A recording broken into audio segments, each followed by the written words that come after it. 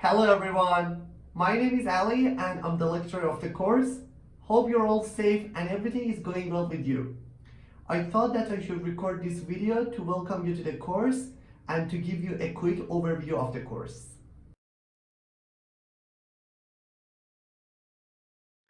The teaching staff for this course will be myself, Sarah, and Sahil. I will be the lecturer in charge and I have a tutorial as well. Sarah and Sahil are the other tutors of the course.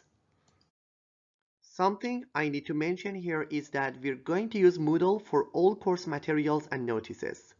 So you can see the course outline, lecture slides, lecture recordings, lab materials, announcements, information about assignments, and their submission boxes all in one place. We will also have different forums where you can ask questions and provide feedback. We have one forum named General Forum. You can find this under the announcements section on Moodle. Here you can ask any general questions you have about the course. We also have weekly forums under the weekly sections on Moodle.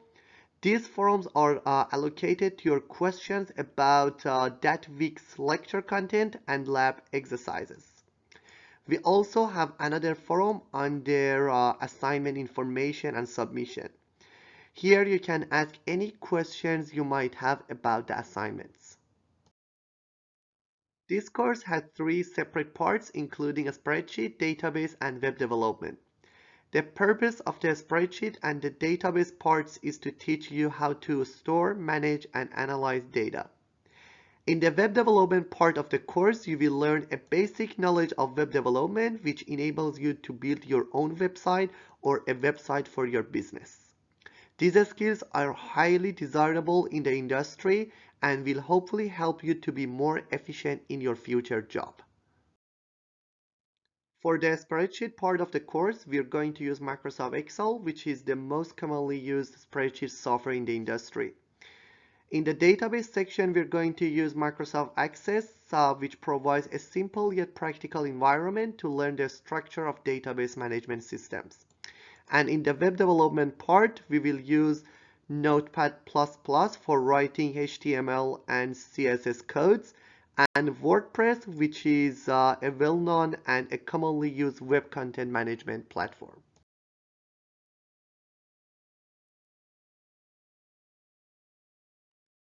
Although the lectures are not live, labs are going to have 1 hour of online time.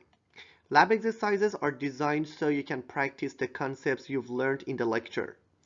Each lab consists of 2 hours. 1 hour will be independent work where you read and do the exercise, and the second hour is going to be the online tutorial where you can ask any question you have about the lab exercise. Remember, it's not compulsory for you to attend the lab, that 1 hour online tutorial, which is always the second hour of your tutorial time.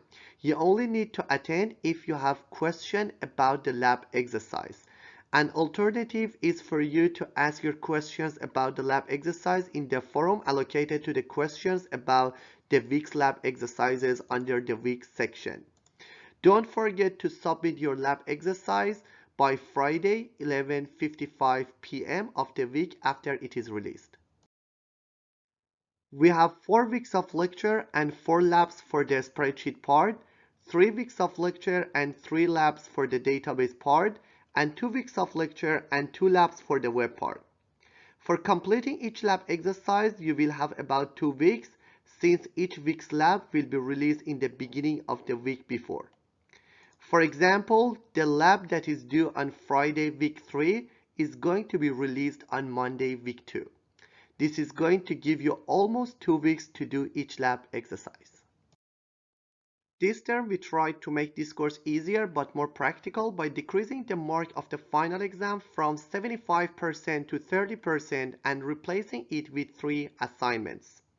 10% of your overall mark is allocated to the lab exercises, 30% to the Excel assignment, 15% to the Access assignment, and 15% to the web assignment. All the assignments are completely practical and will help you to implement what you've learned in a sample project. Although I tried to design the slides of the course comprehensive enough, but you can read these 3 books if you want to know more about the topics covered in the lecture.